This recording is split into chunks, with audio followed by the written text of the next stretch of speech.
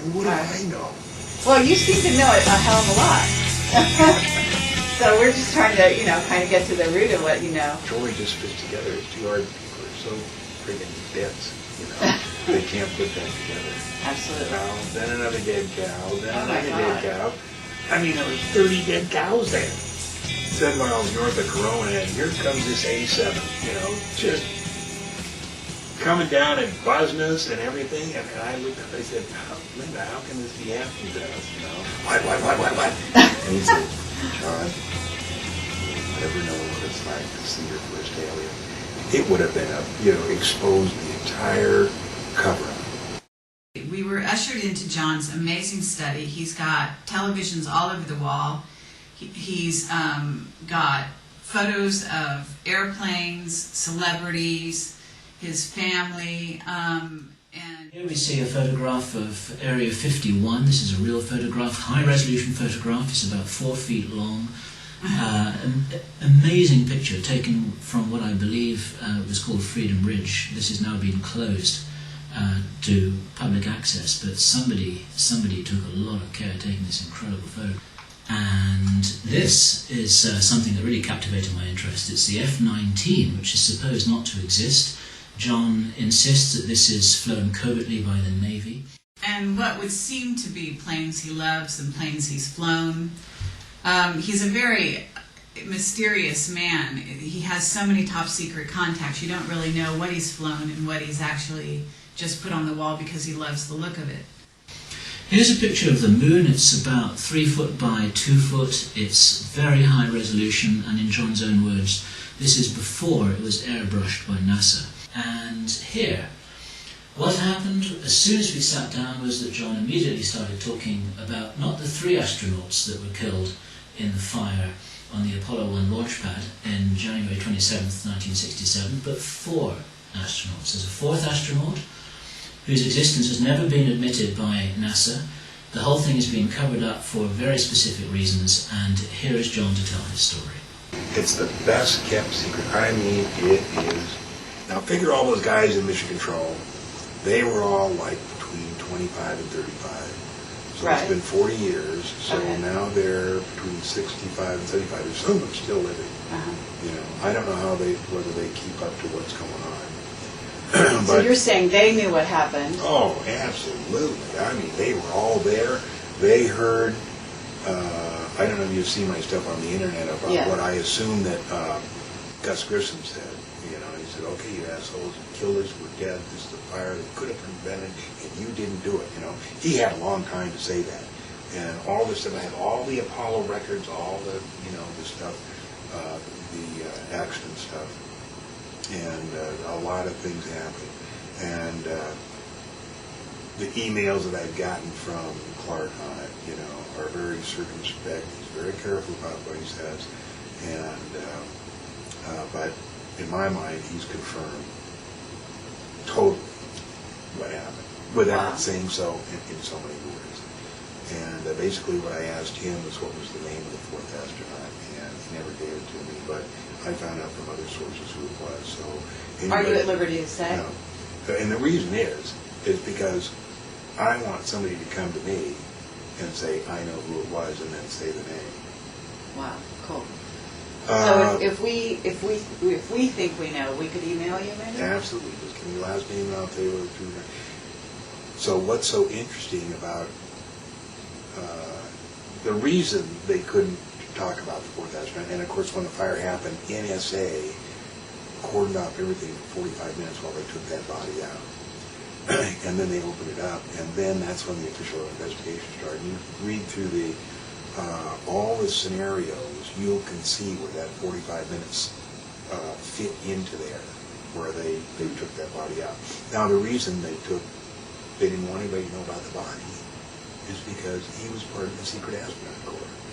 So now, if anybody would have found out that body, they went, well, who was it? What was his name? Well, what did he do? Well, how come he isn't listed here? It would have been exposed the entire cover-up. So that's why they couldn't let it So go. that secret astronaut corps is a huge secret, and I interviewed Gary McKinnon, and he tapped into Gary's that. telling us all about it. I don't know why people don't put that together. Yeah, it's beautiful. That's beautiful. Gary's got the whole story there. It was so interesting that Gary should come out at the same time that I uncovered the fourth astronaut. Oh, really? The same time? Well, it was the same time frame, like plus or minus a couple of months. Wow. So That's Gary, fabulous. boy, I'd sure like to talk with that guy, but he talks about, you know, the non-terrestrial officers, and That's right. I mean, the story just fits together. It's too hard. People are so friggin' dense, you know, they can't put that together. Absolutely. So we also want to talk a little bit about Dulce and what you know about Dulce. And I know that people are saying, you know, the Benowitz story, what just didn't happen, and I know that you've confirmed that it did, that Benowitz was correct. He was, and I got into that when I first got into this UFO deal. I ended up in Cornerstone, Colorado with Linda Howe, and God, there was like 10 of us there, and somebody had donated a condo in Cornerstone that had been used by the Aspen Institute for their, you know, get-togethers and studies. And we met, and it was 3 or 4 days there, and we talked about, you know, what should go on, and what should we do, and about the state of ufology, and, you know, how each one could contribute. And I ended up leaving there and driving with Linda, and, while we were there, Tom Adams, you know who Tom is? No. He was one of the chargers on weird UFO stuff, mutilations, all that stuff in 1987, 88, 89. I don't have it. He ran the book of the, put out that flyer called Stigmata. It was really interesting stuff. So anyway, he handed me a note. He said, John, somebody called me from Las Vegas, and you might want to follow this up because I can't do it. And it was a handwritten note about a place called Dulce, and the person knew somebody that worked there and talked about, you know, there's something about Dulce. And the thing I remember about the note was it says, and tiled hallways that went on forever. And boy, this captivated my imagination. So anyway, I go with Linda Howe. We go down to Albuquerque. We look up Ernie Edwards. We talk with Ernie Edwards. Is he still alive, by the way? You know, I don't know. Uh-huh. But he was so forthright and to me, so honest. He said he believed Benowitz. You know, we talked about during that time the Albuquerque radar, FAA radar was shut down for a long period. And I said, what do you think happened? He said, I think they brought a black ship through there and they didn't want it on radar. I said, how can you, a colonel, an active colonel in the Air Force, say something like that? He said, that's what I believe. So anyway, and then we talked about all kinds of stuff. And then Linda and I went down drove down to Roswell, and that was an interesting trip. We're driving down to Roswell, and we're about 10 miles north of Corona, and here comes this A7, you know, just coming down and buzzing us and everything. And I looked up, I said, Linda, how can this be happening to us, you know? I know those A7s, you know, they're part of the F-117A stealth fighter squadron up in Tonopah. Anyway, we turn off Corona, and we go over this little road, then a dirt road, over towards the main road that came down from the highway to Roswell. We get just before the turnoff that goes down to Mac Brazel's ranch, and we're bumping along, and here's one dead cow, then another dead cow, then another dead cow. I mean, there was 30 dead cows there. So we go over to the dead cows, and there's no obvious sign of the mutilations. And so we go on the road down towards Matt Brazel, what used to be his ranch. We talked to the farmer there, and he said, oh yeah, he said, we don't know what's happened. Or he said, we contacted the state veterinary stuff, and it's this particular disease, whatever it was. Anyway, later Linda contacted somebody, found out that no, it could have been that disease, but because there would have been a 50-mile cordon around there. So that was just one of those little interesting things. So then we went down, we talked with Clifford Stone, who I know from. Oh, do you? And then I went back out. So Clifford Stone, does he know about the Dulce situation as well? Oh, yeah. Uh-huh. Clifford, yeah, he knows everything. Uh-huh. So then I went up, and I'm thinking that I'm trying to remember whether I went and stayed at Ben Lewis's house before this happened or after, but at some point I went and spent 2 days in his house with him and his wife, listened to his story, spent a lot of time with him, looked at all of his pictures, all the stuff showing the flying saucers taking off from the Monzana weapons storage area and landing, you know. They were great 8x10 prints. A guy named Chris Lambright had them last that I knew. I was going to steal them from Chris, but I gave them back to him. And I have 1 or 2 4x5s of those. Oh, do you? Anyway, and then I left Benowitz, and he gave me the big X-ray of the little thing that the girl had in her neck. Uh-huh. And that I gave to Ron Revere, and I don't know what he ever did with it. But anyway, I end up in Dulce, call up Gabe Valdez, say I'm here. He says, yeah. He says, look, I've got patrol tonight between 10 o'clock and 6 in the morning. You want to go with me? I said, yeah.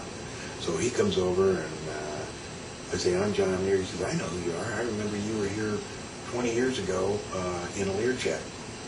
And I said, really? He said, yeah, you brought in steaks for Dean Martin and his girlfriend. And then I remembered, yeah, when I was flying charter, and he jogged my memory, I had been chartered out of Van Nuys to bring in fresh steaks and Dean Martin's girlfriend to a movie that he was filming in Dulce. And Gabe remembered me from that. That's amazing. So we got in his car, and it was the most interesting evening, 8 hours. We were all wind around these little roads. It was black as heck, you know. We talked about all Benowitz, Bertie Edwards, what's the guy's name that, Doty, Moore, the whole thing. You know, it was just really an interesting drive. And we stopped and we had some green chili at these little Mexican places. It was a fascinating evening. Anyway, I got some sleep the next day, and then I had this rented car, and I tried to go up the Arch La Mesa because what I wanted to do was see the spot where the nuclear craft had crashed, or that Benowitz said it crashed. Mm-hmm. Because Gabe said, you know, as far as I know, it did. He said there's obvious, you could see the tree that it hit. You know, we found a government pen up there. You know, there's all kinds of evidence that it happened.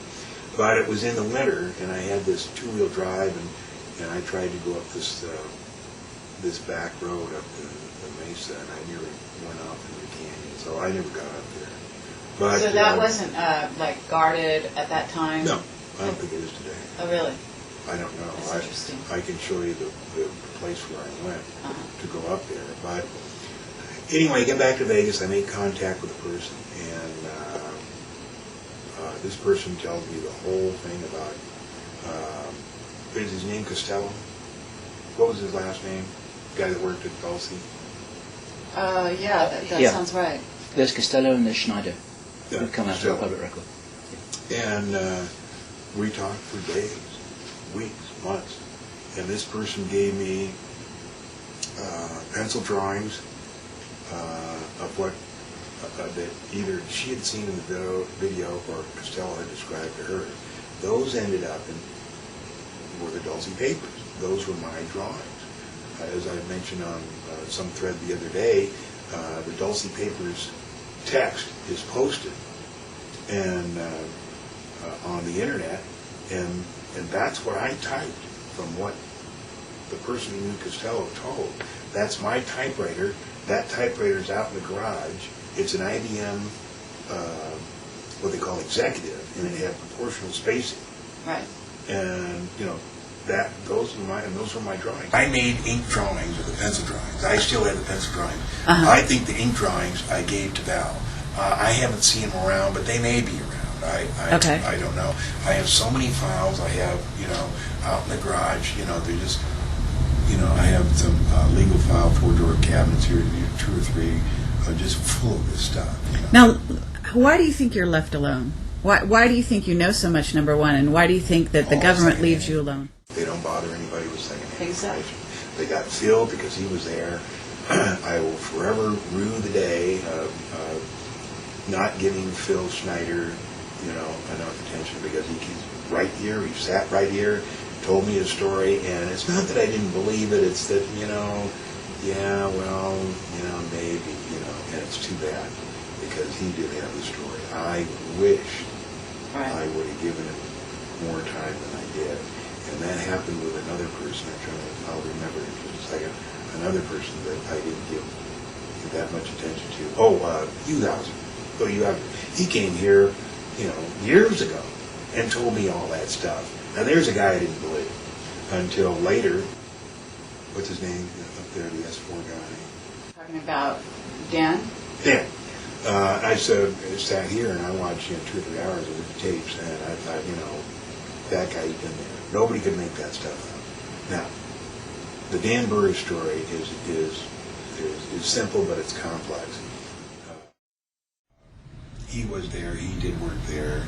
I listened to George Knapp the other day, and I read his stuff on ATS, and he is so down on Dan Burris. It's unfortunate. Did you see my interview with Dan? I just did an interview with him. It's posted right now. You should take a look at it. It's actually almost 2.5 hours of intense testimony.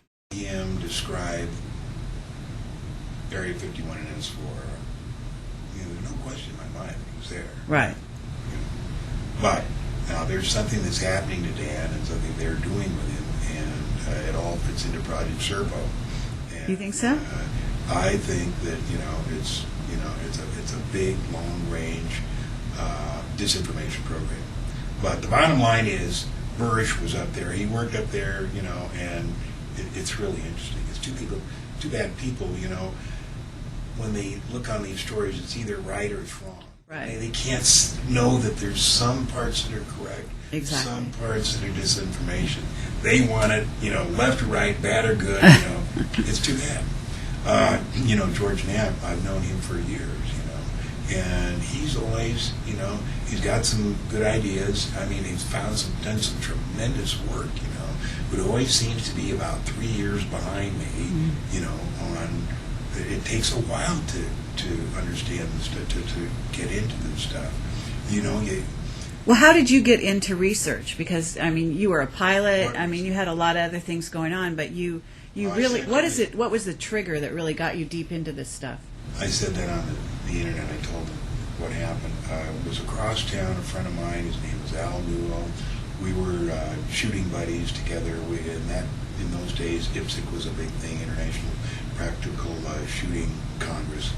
And we spent a lot of time together. And I was over at his house, and there was a book on the table, and it's called A Missing Time by Bud Hopkins. I picked this thing up, and okay, this is kind of interesting, because, see, I'd always been interested in saucers, but not that much. As it turns out, my dad was right. Really? My mom had a crush on Hoyt Vandenberg, one of the MJ-12s. He was in the house all the time. So was Jimmy Doolittle. Dad was on the board of the Lovelace Clinic. Randy Lovelace, was a surgeon in Wright-Patterson when the Roswell thing happened. They sent him to Albuquerque, where he's from, to form to do the Lovelace Institute. The Lovelace Institute was where they, did the autopsies of the bodies. The whole group was, my dad, Jimmy Doolittle, Hoyt Vandenberg, all those guys were together. Is your dad still alive? No, he died in 1978. Oh. He used to talk about this all the time, but not in too much detail. Uh-huh. He went down to Bogota in 1953 and made an announcement that he thought UFOs were real and made a thing. And of course, MJ-12 came down and Bill, you can't say this stuff. He said, well, I didn't tell him anything more than anybody else knew. Yeah, but Bill, you can't do it. Now, apparently he was into the anti-gravity stuff. There's a video floating around, 3 minutes on the internet, that shows my dad giving a lecture with my mom standing behind him with pictures of saucers on the blackboard at the Bonson Institute to a group of scientists. There's also more in that video that shows scientists working on balsa wood and tissue things of UFOs, doing I don't know what, but there's a calendar. And it's obviously somebody who's trying to tell us something at the calendar, and the X date, the days are marked off. And it's obvious to whoever made this videotape is telling us that it was important, something important was being developed or had to be developed. So you saw this book on this table of your friend. Oh, but Missing Time. So I picked it up and I read it, and I was just absolutely, it just hit me. This stuff is real. It's real. It's going on right now. So, and I'm thinking this is like 85 or something. At the exact same time, we had a reunion of Southeast Asia pilots here in Las Vegas, and I ran into one of the Ravens. You know who the Ravens were, the sheepdog guy that flew in Laos. Greg Wilson was a Raven, and got to talk to him. Hey, where you been? You know, he said, I was at Bentwaters. They had Bentwaters. Oh, wow. Were you there in 1980? He said, yeah. I said, I was there. He said, I didn't see it land, but I know the guys who did. I said, you mean it's real? He said, yeah, John, it's real. So then at the exact same time, I ended up, I was based in New York with this airline. I called Bud Hopkins, and I said, I'd like to talk to you. Okay, so I came back from a trip in Europe. It was crazy. I had my big suitcase and my flight bag and something else, and instead of going to the apartment I lived at and dropping it off, I went to Bud's house. So when I ring the doorbell, he opens it up. He says, John Lear, and I said, yeah. He says, what's all that? He was afraid I was going to come in and move in with him. So anyway, I spent the evening with him, and he did a regression. He said, you can't, be this interested and not be involved, Right. And we didn't find anything. But anyway, that started my friendship with Bud Hopkins, and all this, it all happened at the same time. Those were crazy years. So Bill Cooper, I mean, you seem to have known just about everybody who was anybody at the time. Yeah, I was working Parent at the time. Jim Spicer ran Paranet. I put my hypothesis on Paranet. Then Bill Cooper called. He said, I can vouch for, and I forget what he said, 50% or 100% what John Lear says. And so then I invited Bill Cooper up. He came up. We talked. He told me at those times Bill was totally sane and rational. Mm-hmm. He told me that he was the guy at Pearl Harbor who set up the camera and got the documents out of the safe for the briefings of the high-level Navy guys who go through. 5 years later, he's an intelligence officer, giving the briefing himself. He wasn't. He was just the guy in the office that set up the projector, and he did have the key to the safe, and he did read all that stuff. But later, he got what we call UFO disease. And UFO disease is something that we get that people were just so in demand as speakers, and we've already told whatever we know, so now we got to make up a little more to keep the interest being in demand like that. It's addictive. So you make up a little more, and that's called UFO disease, and that's what happened to Bill. He started making stuff up. About this time, Bob, I met Bob here the summer of 1988. Bob Lazar. Yeah. Sat right there with Gene Huff, and Gene Huff had come over. Gene Huff had called me, and he said, hey, can I get a copy of your UFO stuff? And I said, Gene, I'm out of it. My wife's, going nuts. I said, I just dropped everything. He says, well, in case you ever need a appraisal on your house, maybe we could work a deal out. I said, you're an appraiser? And at that time, I needed an appraisal to get a second because it was totally out of money. He said, yeah. I said, oh, well, listen, I'll give you all my stuff if you'll appraise my house. And from that day on, he has always held that against me because he had no idea how big this place was. And he claims he got the short end of the deal. But when he came over, the guy that was holding the measuring tape was Bob Lazar. And so Bob brought over his resume, and I'm talking, he handed it to me, and that's when I saw, the degree from MIT and the degree from Caltech. Mm-hmm. But all that stuff, along with Benowitz's, some of his photos were stolen. Out of your house? Yeah, out of here. I mean, they spent, who knows how much time they spent in this office digging stuff out of my file. Wow. All kinds of stuff was missing, as was at Bob's house, and the people we knew at, then it wasn't called a Sprint, but the telephone company that, found Bob's house was wired. This house was wired. Do you comb this house now? Do you comb your house for bugs and things like that, or just don't bother anymore? No, I don't bother. But the telephone guy here was sent home and used to do a lot of switching around of phones for my teenage daughters. So one day he comes in about this time that I'm telling you about, and he says, John, your phone's tapped. And I said, yeah, no kidding. He said, I'd like to find out where it is tapped. And I said, hey, be my guest. So he comes back about half an hour later. He says it's not down Monroe or Hollywood or Bonanza. He said it's farther than that. And he said, I'm going to find out. I said, you don't have to. I said, I know it's tapped. I said, don't worry about it. He said, no, I'd like to find out. So he comes back the next day. John, your phone is tapped at the mainframe. He said, I went to my boss and told him about it. He said, if you want to keep your job, you keep your mouth shut. Wow. He said, so I'm keeping my mouth shut, but I'm telling you, it's tapped at the mainframe, and they don't have the paperwork. He said, I looked for the paperwork to authorize a tap like that. He said, they don't have it. So, anyway, I meet Bob. We talk. He thinks me and Gene are totally nuts. He said he worked at Los Alamos. He said if there had been anything about UFOs, he would have known. He said, you guys are crazy. And he sat there rolling his eyes at all the stuff we were talking about. So over the next few months, we started giving him information. And one of the things we gave him was where we thought the alien was held at S4? And Oh, the Los facility Alamos. was YY-2. And it turns out, and we told him some other stuff, and I forget what it was, but there were three things we told him, and he confirmed all three things. And he didn't confirm there was an alien at YY-2, but he did confirm it was a mail stop, and it was absolutely secret. I mean, one of the biggest secrets.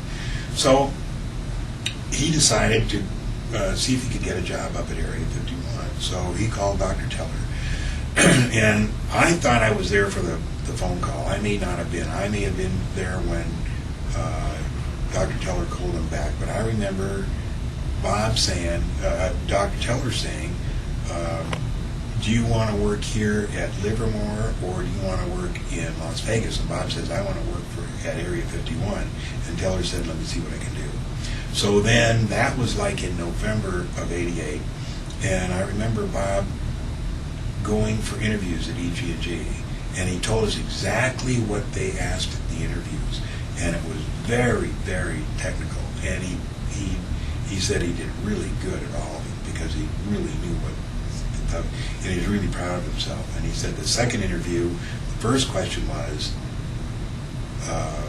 what's your relationship with John Lear, and what do you know about him?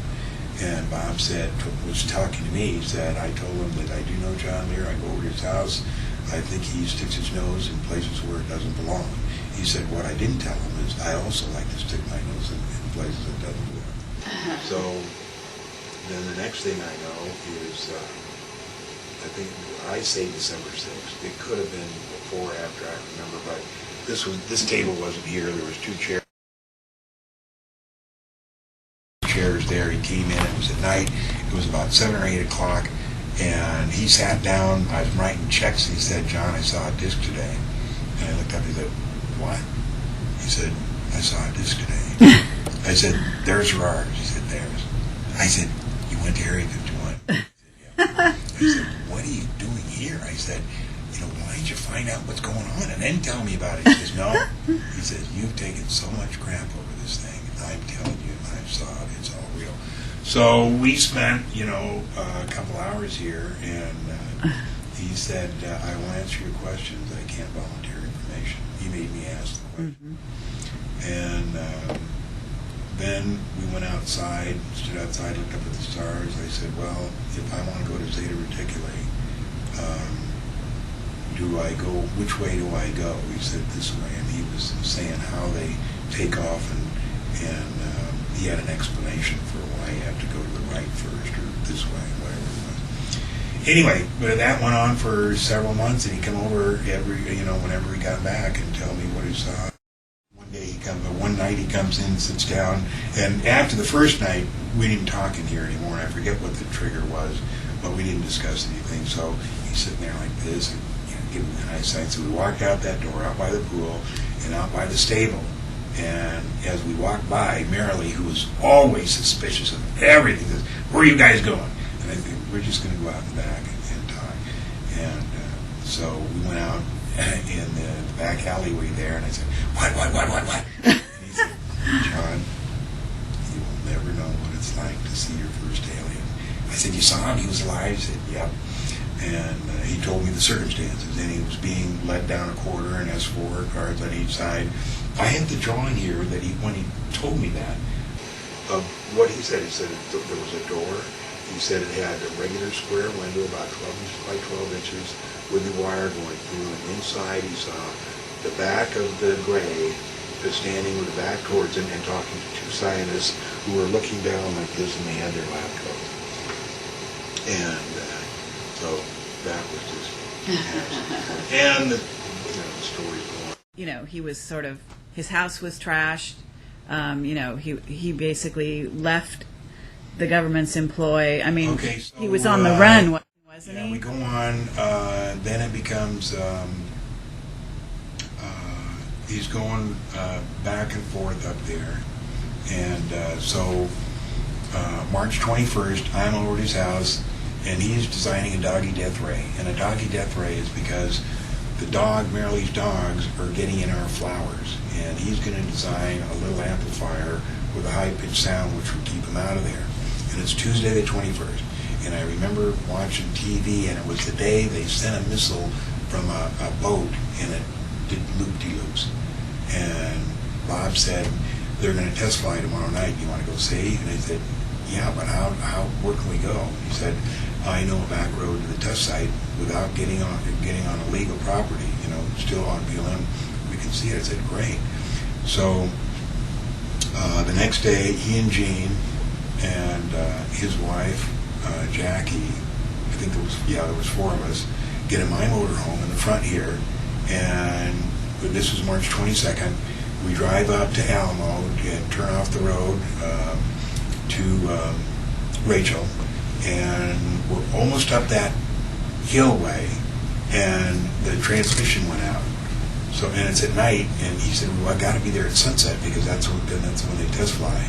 So Gene Huff hitchhiked from where we were stuck back down to Ash Springs, got a couple of cans of transmission oil, brought him back up, we poured him in, and then we continued out. So we got out there just a little after dark, and we went down the back road into Groom Lake, and we went down maybe halfway, and we pulled in this little area, and I took out the telescope, set it up. Bob had the video camera, set it up, and we started looking, and then we saw it. It was like about 9 o'clock. A light comes up and starts going this way and that way and everything, and I'm trying to get this scope, it's Wow. 8-inch diameter lens, focused on the UFO, and of course, there's no way. I mean, the thing is, it's too big and too cumbersome. But anyway, at one point, the saucer stopped, and I got it nailed in, and I said, I got it. And that's when I said it was a flying saucer. It was about, maybe 30 to 35, maybe 40, 45 degrees angle. It was yellow and radiating something off it. And I said, I see it. And I said, Gene, quick, take a look. And so as I stepped away, my foot hooked the tripod, and it got out of it, so Gene didn't get to see it. What it was doing, it was making a descent behind the mountain. Beautiful. So then, I'll show you if we have time here. I have a tape that's labeled March 22nd, and we videotaped all that was going on. Unfortunately, the videotape was sitting on the bumper while all this was going on. But we videotaped afterwards, the conversation about, seeing it. Anyway, the next Wednesday night, they always tested on Wednesday nights, and at sunset, because they determined that was the time of least traffic on that road, that people could accidentally see the saucer. So the next night was March, 29th, and I was on a trip with American Transair in Cleveland, and that was when I called Bob Tuesday night, and I said, I'm in Cleveland, I won't be able to, I said, what are you guys doing? He said, we're going fishing. And I said, oh, cool, I wish I could go. That was the night he took George Knapp and Jim Taliani. Jim Taliani worked at Tonopah Test Range, and that's the week after is when he got fired, because when this tape got out that George Knapp shot, they could hear Jim's voice saying, oh, need, and they called him in, and said, you're in. It may not have been the next week, but it was after that. Then the third Wednesday was April 6th, and that was when me, Bob, Gene, Bob's wife, and her sister rented a car because the motorhome was out and something else was out. We actually had to rent a car and go up there, and that's when we had the Geiger counter and all the video stuff and everything in the trunk. Went up there, got all ready. We're driving in. I said, come on, we don't need to go any farther. Let's stop here. No, let's get closer. And Bob's sister is driving, and that's when we saw, I said at one time it was 4 cars, maybe it was 2, but whatever, there was headlights in front of us.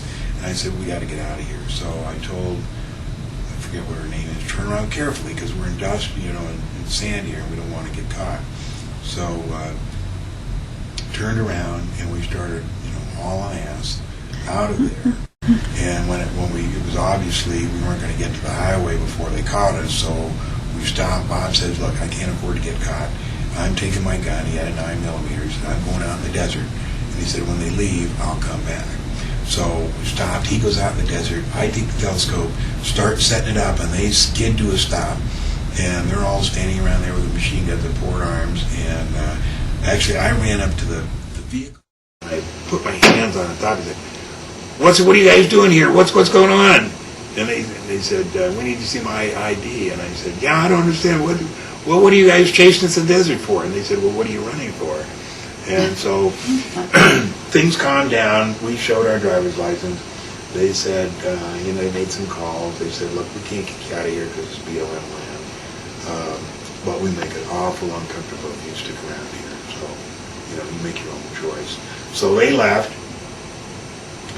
We waited about 15 minutes. The trunk was open because I had gotten a telescope out. So we were kind of blinded. We had no idea that all these guys did was go about 100 yards down the road, turn around, set up all their cameras and parabolic recording equipment, and they're recording everything that comes out and goes on. Bob comes out of the desert with his 9mm. He says, it's a good thing they didn't make false moves. I would have blasted them on his smithereen. So we talked for about 15 minutes and then pack everything up and, go out. We hit the highway. There's Lincoln County Sheriff. Woo, woo, woo, all the sirens, red lights, everything. Get us out, hands up, hands against the car. Spent about, 15, 20 minutes. I made the comment that Bob will never, ever forgive me for when the sheriff said, I'll need to see licenses. And I said, mine's in the trunk. Of course, everything was in the trunk, including the gun, the Geiger counter, all the video equipment and everything. We never let him in the trunk. He said, all I want to know is, why are there 5 people in this car now? And at the test site, there were only 4. And where's the gun? That's all I want to know.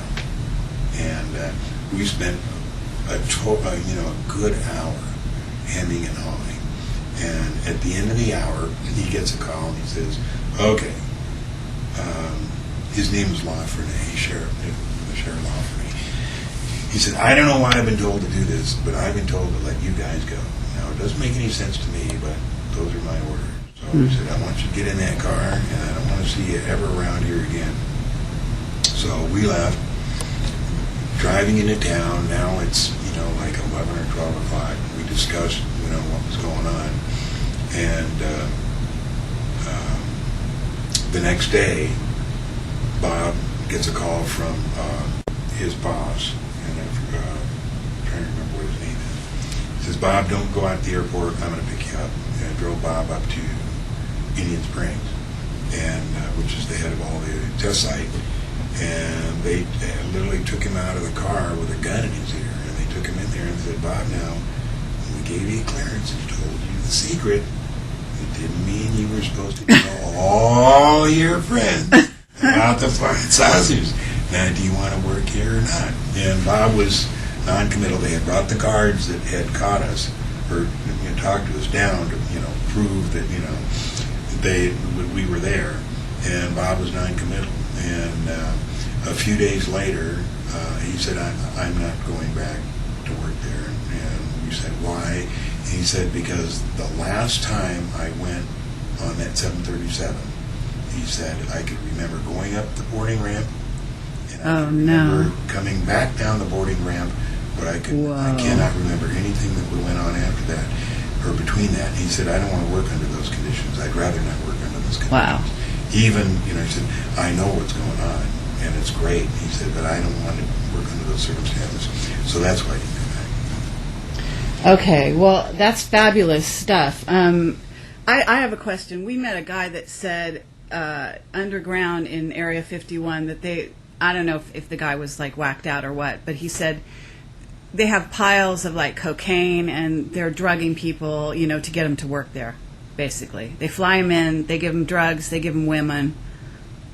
Do you know anything about that? No, but I have every reason to believe that's true. I mean, the underground facilities up at Area 51 are so enormous. They're so big. They stretch on forever. They have many levels. I have a friend of mine at the gold mine I operate, the people that originally ran that mine, one of the guys is in jail up at Winnemucca. And one of the guys that's in there is a security guard. And he tells them, and the reason the security guard at Area 51 is in there is because he started to talk, and he's in there for life. But he tells the guys in there, what can they do to him now? And he said, it goes on forever. He said, there's plenty of stuff like that. There's no doubt in my mind. You see the stuff on Area 51. Oh, I know guys that work there, and they said there's no underground. Of course, because there's maybe 1,900 people who work above ground there. There's no reason for them. When you work at Area 51, they don't give you a briefing and they say, now, don't tell anybody about the aliens we got out here. They don't do anything. They're the guys that, work on, airplanes and are mechanics. They have no reason to know that stuff. Sure. Security doesn't work that way. I mean, is it your understanding that Benowitz was basically messed with through mind control? Benowitz was onto some very good information, real information. He's the one that discovered Dulce. He's the one that knew about the black ship that crashed on that Archuleta Mesa. He's the one that knew about the stuff in the Monsanto. Doty was sent to disinform him along with Bill Moore to make him look like an idiot. And you knew Bill Moore, right? Is that right? Bill Moore, that guy. Because Bill Moore has kind of gone black. I mean, he's not out in public really right now. I guess he was messed with a lot, but he knows a lot as well, wouldn't you say? Probably. Yeah. At this point, what about Serpo? So I understand on ATS you basically said Serpo is disinfo in general, but that yes, we obviously sent astronauts. That we did send a team. They went to Zeta Reticuli. There's 3 of them. That could be disinformation. Who knows? Maybe there was 5, Right. But the problem with Serpo, as we're seeing now, and with Burish, is that that there's male and females. That's not right. What do you mean males and females? From Zeta Reticuli. You mean the aliens are male and female? There are male and females. Are you saying there aren't? No. They're cybernetic organisms. The guys who made those guys, which they call the J-Rod or the Greys or whatever, those guys are just cybernetic organisms. They come here. Their job is to see that this farm, I used to call it an experiment. It's not an experiment. It's a farm. It's a soul farm. Things are going along fine. I used to think it was evil. It's not. We're just developing. Right. And those guys, the Greys, are just here doing the monitoring work, seeing that everything's going okay. They pick up kids when they're 3 to 4. They pick them up when they're 7 to 8. And then once at 13, be sure that everything's going okay. And that's all their job. Genetic manipulation, in other words, upgrading the race. And right now we're arrogant, murderous, thieves, and we learn to grow out of it. And when we learn to grow out of that, we'll be able to go and play with everybody else in the universe, which is, a great, big, wonderful place. So where do you get your certainty from? My what? Your certainty about what you know. You know what I mean? Is it because you've talked to so many people who've been in deep? Yeah. But have you yourself had any ET interactions that you know of? Probably, but I don't have the slightest memory. Okay. The only thing, that ever happened was when I was 9 or 10 years old. I used to go down on Saturday mornings to Brownie Brown's dance studio where I took tumbling, ballet, and tap dancing. It would end at 12. I'd walk outside the door to Ocean Park Boulevard, get on the bus, and go back to my house on 222 14th Street, which was about 30 minutes. So one day, I get on the bus after dancing school, and I get to where I'm getting off at my house 30 minutes later, and I remember stepping off down the stepway on the bus, looking up at the driver, and I was so shocked. I said, I couldn't say anything for a minute. And then I said, didn't I just take this bus home? And he looked at me with the strangest thing, and it was just, it's gone. Time. I mean, who knows where it went? How much time was that?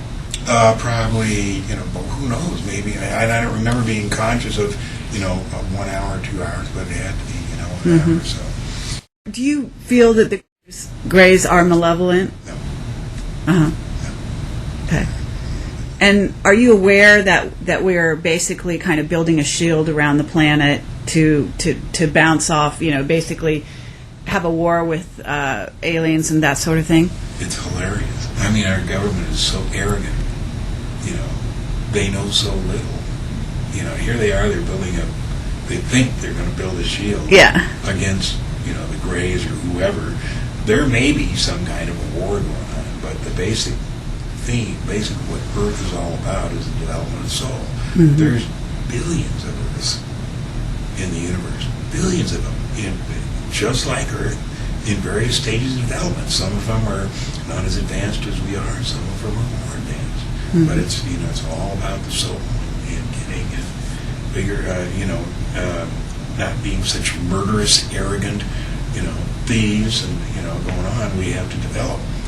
The sun is not a series of thermonuclear explosions. The sun is an electromagnetic sphere. And what it does is it reacts with the electromagnetics of the certain planets, all the planets in the solar system, which enables them to have atmospheres and environments just like Earth. Mercury is not hot enough to melt lead. It's just like Earth. Neptune is not a big gas giant. It's just like Earth. The only big gas giant in our solar system is NASA. I'm just talking about what they're trying to feed us now on Project Zero. Okay. And the reason is, I believe, that there's no way the government can hide any more of the Greys. They have to come up with a story. Right. So since they don't know who they are or what they're doing, they just want to say, yeah, they're from Zeta Reticuli. Yeah, we've been there. Yeah, it's a mom and pop deal. They play soccer. We played soccer with them. Yeah, it's no big deal. Yeah, except that they were doing genetic engineering and they took the parts of one astronaut and the body parts and were cloning him. That's part of the Serpo story as well. I didn't read Yeah, well, a lot of people miss that because they're actually which astronauts? One of the astronauts that died on Serpo. Oh, yeah, okay. Was basically found to be cloned. Yeah.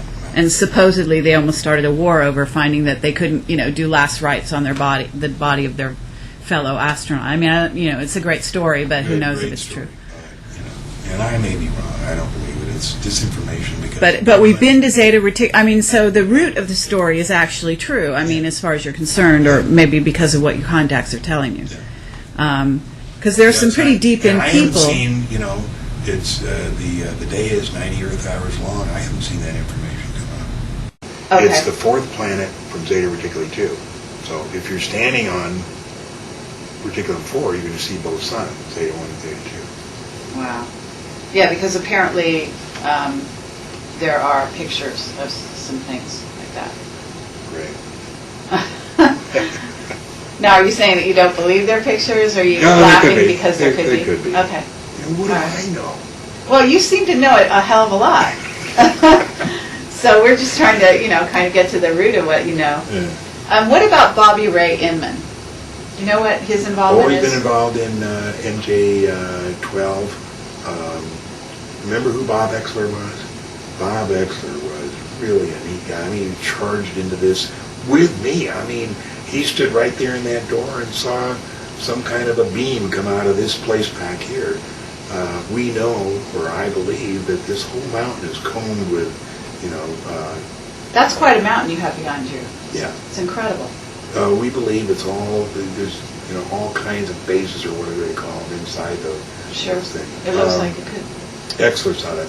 Exler was the guy, and if you haven't read the story or heard it, you got to read it, where he's back east someday, and I went with him, drove around for hours with him. When I was flying cargo, I'd get out of my airplane at 10 o'clock at night, and we'd drive until 6 in the morning. We did all kinds of crazy things. But Bob one day walked into EG&G. He says, "How do I get into the sponsor program?" or something like that. And, But what's Bobby Ray Inman got to do with that? Okay, so that's what led us to this. So Bob Exler finds Bobby Ray Inman at some, some public attendance, goes up to him and says, "How do I get in touch with MJ-12?" And Inman looks at him and says, "Let me see if I can help you." And so that started the interaction between Bob Exler and Bobby Ray Inman. Why was Bobby Ray Inman so helpful? Is he like... To Exler? Yeah, I mean, is he like a sort of a fan of disclosure, would you say? Yeah. There's always been part of MJ-12, that wants to disclose, and they always get up to the threshold where they think, well, let's tell the public something, And, right. Then they always back away, and I don't know why they always back away. 7 minutes to 11. Okay, I better get ready for this game. All right. It's really fabulous. I mean, we want to thank you. Okay, You're I'm glad you asked the right questions. I was afraid of what direction you were going to take, but, I'm just telling the story of what happened to me. That doesn't mean I'm right, Sure. That just means what I believe. Thank you so much.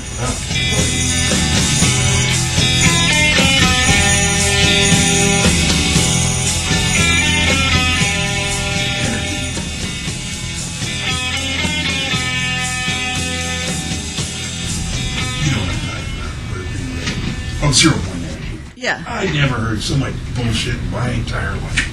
I mean, that is just, if you'll excuse the expression, crap. I mean, it's not going to happen. It didn't happen. It won't happen. Why? Well, are you familiar with Hal Puthoff? Sure. Fantastic work at Stanford and University. Well, he's involved in something to do with Absolutely. 0 That's point, his though. deal. And he keeps telling, sending all this stuff on 0-point energy. And you just don't believe it. No. It's a scam. You think so? Are you? I mean, you think it's a scam because scientifically you think it's a scam, or because people have told you your contacts are saying it's a scam? I think it's, and I'll take the blame if it's not. I think it's a scam. Huh. What about 2012? You think that's a scam? Yes. We're continually in wars. Continually the world's going to end. It's to keep us all riled up and worried and everything. All of us just want to go home. We just want to make a living and go home and be with our family and kids. That's all we want to do. But we're continually going after the Muslims, and continually being, this is a threat and this is the threat. And if it's not, gels and stuff like that, then it's, it's just too bad. But right. For those of us that can see it, hey, it's all bullshit. Joe Vaninetti made this, and it's just exactly like it was. And in here is the 115.